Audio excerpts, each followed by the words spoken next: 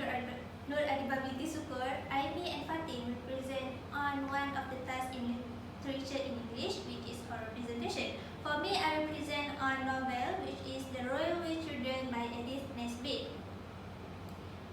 This novel is illustrated by C.E. Brook in United Kingdom. The genre of this story is children and published by Wells, Gardner and Garten.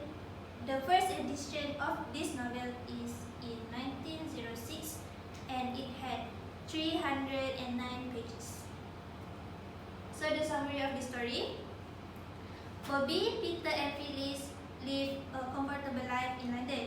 Their father was a civil servant while their mother was a housewife.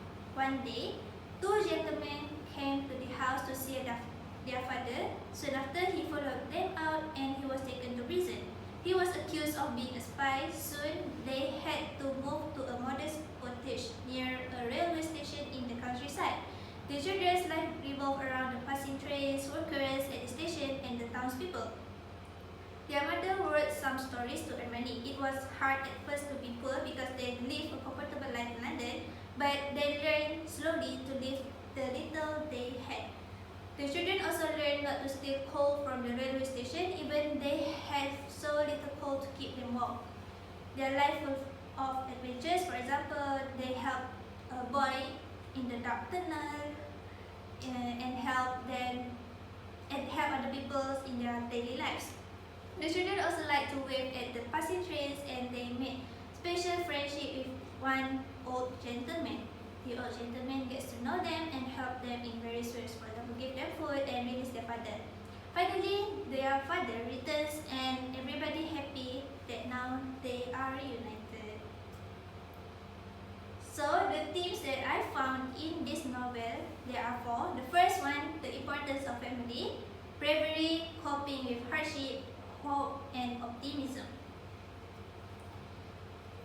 The main theme of this story is the importance of a family. There is a strong bond in the family. For example, it can be shown when the mother, the housewife, always at home ready to play with the children. It shows that the mother always ready to help the father to manage the marriage. The second one, the wonderful father who was never angry. For example, when the kids, Bobby, Phyllis, and Peter did something wrong, the father never get angry to them. He will talk slowly to the children so they can learn from it. The children did not forget their father. This shown when the children never talk about the father in their life when the father is away. But in their mind, they still remember their father where Bobby asked old gentleman to release their father from prison. Next, the children are always together at the railway line, railway station, and they collect gifts for purse. This shown in page 8. Let's go and look at the railway, and in page 36, the children went to fetch presents which people had promised. This shows that the children always share everything that they get from the people. And the last one, the family organized a surprise party for Bobby's birthday. Even though the father is not around, the mother planned a birthday surprise for Bobby for her 12th birthday. Next, bravery. The children risked their lives to stop a train from accident. In this story, Bobby, who was just 12 years old, was determined to make the train stop at the risk of her own life. She ran on the line with her two red flags and did not move until the train stopped about 10 meters from where she was standing. Next, the children entered the dark tunnel to look for the last hare and hound boy in the red shirt. They walked together in the tunnel and they found that the boy who was missing was injured. So one of them looked for help from the nearby people. And the last one, the mother stayed calm and brave for the children's sake while her husband was away in prison. This is shown when the mother was sad. She would stay in her room and did not show it to the children. She also managed to earn some money by wrote some stories and sold in the magazine. Next, coping with hardship. The characters were resilient and courageous as they go through hardship and difficulties without complaints or despair.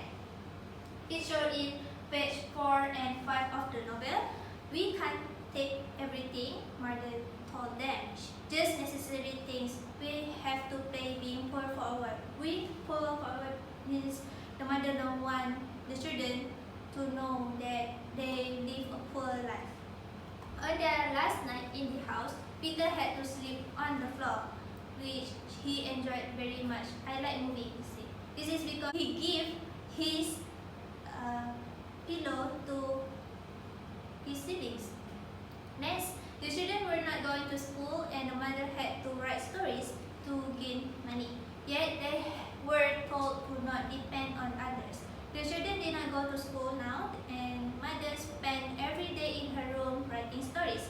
Sometimes she managed to sell a story to a magazine and then there were cakes for tea. This means that their lives were very hard and because there was no the father, the mother had to write stories to have something on the table for the children to eat.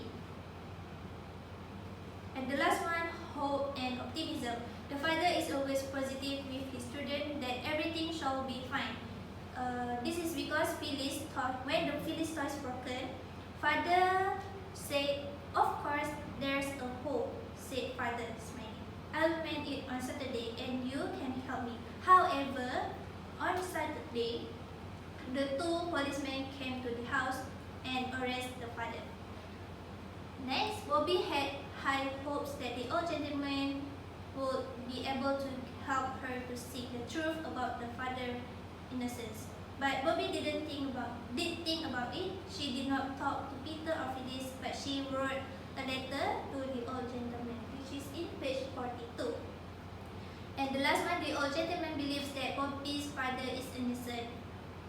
This is because when the old gentleman helped the family to release their father because he believes that the father is innocent.